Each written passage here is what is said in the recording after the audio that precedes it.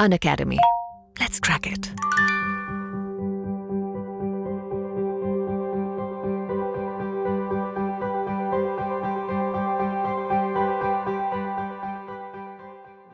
Sir एक second late हो गया, ये नया प्लेटफॉर्म था, मैं देख रहा था किस पे क्लिक करना है, तब इसमें एकदम से वही मैं बोल रहा था इन लोगों की थोड़ा सा टेक्निकली हम लोग के लिए नया है ये सब चीज, डुअल एजुकेटर्स वाला करना।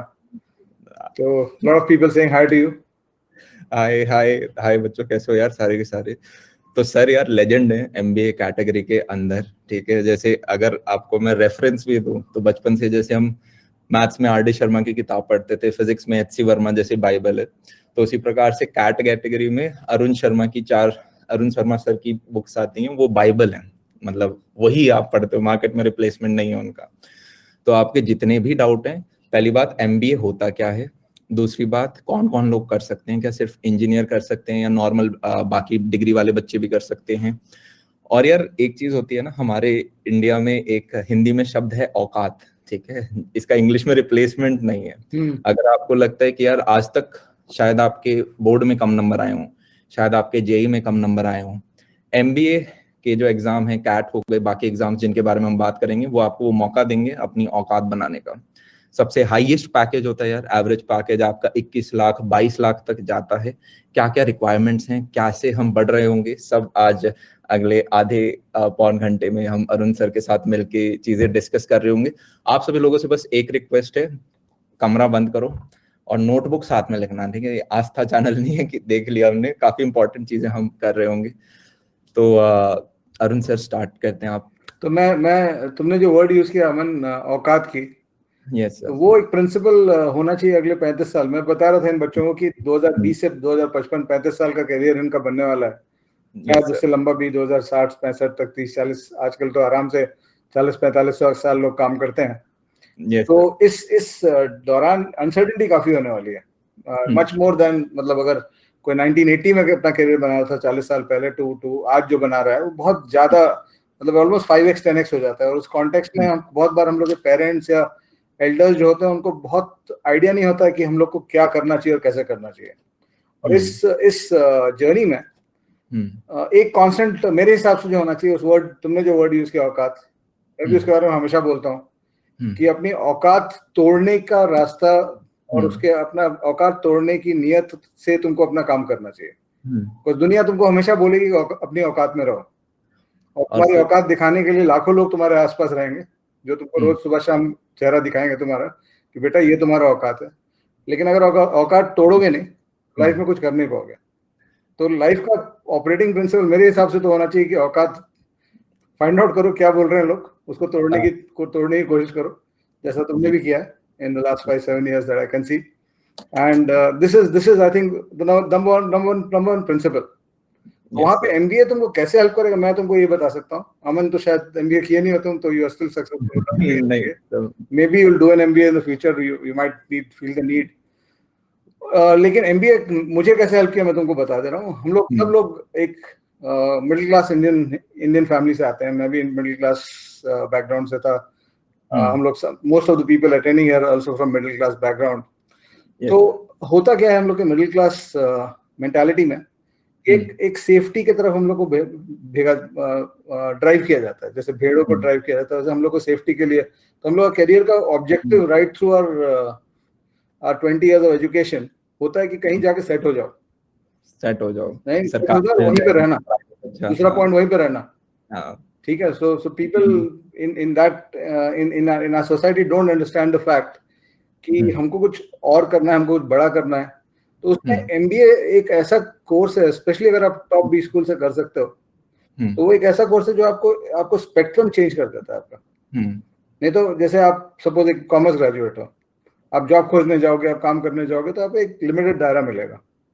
आप मैनेजमेंट करते हो तो आपका दायरा खुल जाता है, आप कुछ भी कर सकते हो। And the other factor is, आपको बीच में अगर कोई रिस्क लेना है, एंड अनसर्टेनिटी को नेविगेट करने का मोस्ट इंपॉर्टेंट फैक्टर ये है रिस्क टेकिंग। अगर आप रिस्क नहीं लोगे लाइफ में तो कुछ होने नहीं वाला नेक्स्ट 35। आप एक नॉर्मल जो बोलते हैं एक नॉर्मल सर्विस क्लास पर्सन बन के आप अपने लाइफ को बिताओगे, लेकिन उसमें कोई खराबी नहीं है। But at the same time if you have some aspirations for yourself which you should, because अगले 35 इयर्स में कितने बिलियनर्स बनेंगे, कितने इम्पैक्टफुल लोग बनेंगे, वो मतलब I think it will be 10 times that of what the last 30 years gave us, because of the kind of technology we have and the kind of impact we have the opportunity to create, है ना? So what is your point on this? ये मेरे point से risk taking, औकात तोड़ना. So if we are not living on the backup में MBA कर लेना ताकि तुमको कभी कोई दिक्कत हुई, because when you are out in the waters, आप कभी डूबने का भी नौबत आ सकता है. जब उस पॉइंट पे हो तो नौकरी रखी रहनी चाहिए, so that your baseline is defined. Yes, sir. So, एक ही लाइन है, if we are not living on the edge, if you are not living on the edge, then you are occupying too much space.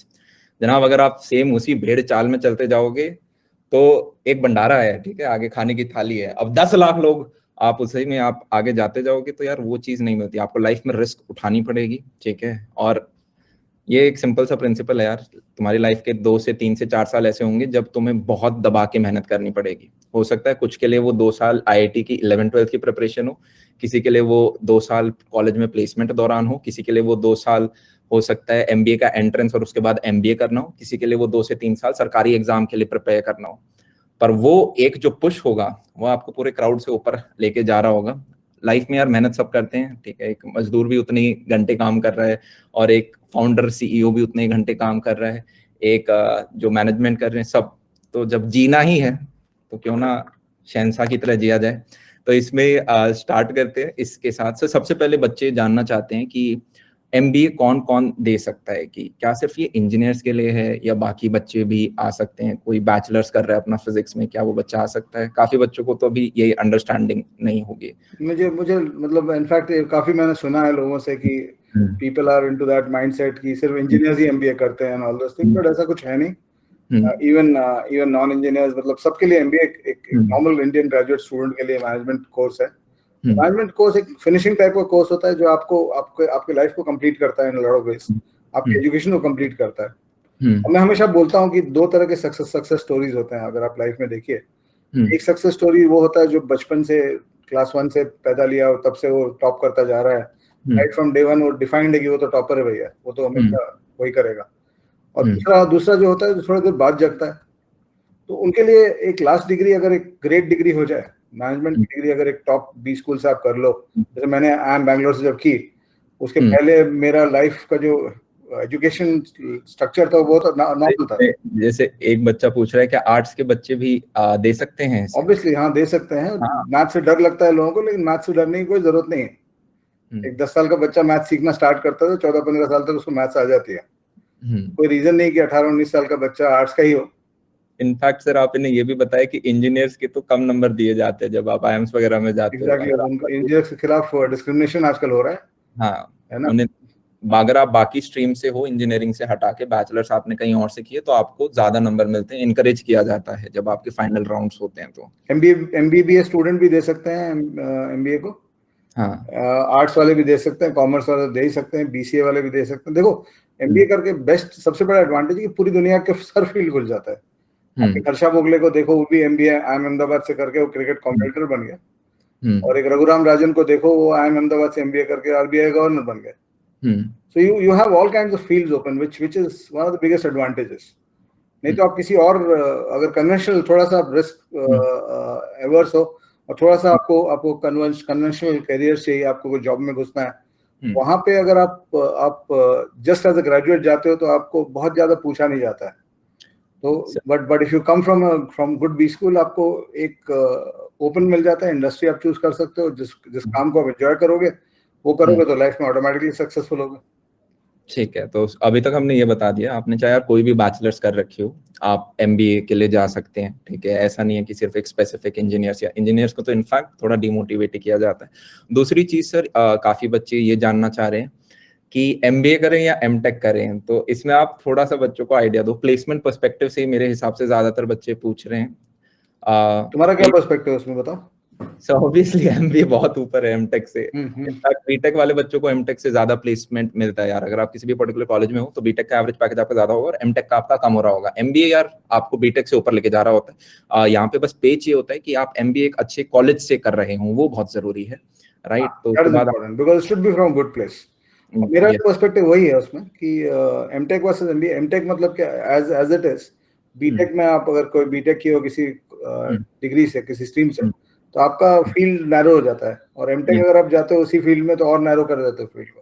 तो आप 23-24 साल में थोड़ी decide करना चाहते हो कि 50 साल तक मैं यही करूंगा। मतलब आपने अपने बीटेक डिग्री से शादी थोड़ी की हुई है कि आप के साथ जिंदगी भर बिताने वाले हैं। You are going to obviously explore your life. तो there's so uncertainty का, देखिए uncertainty का डिसएडवांटेज है, लेकिन uncertainty का सबसे बड़ा एडवांटेज ये है कि वो बहुत अपॉर्चुनिटी देता है।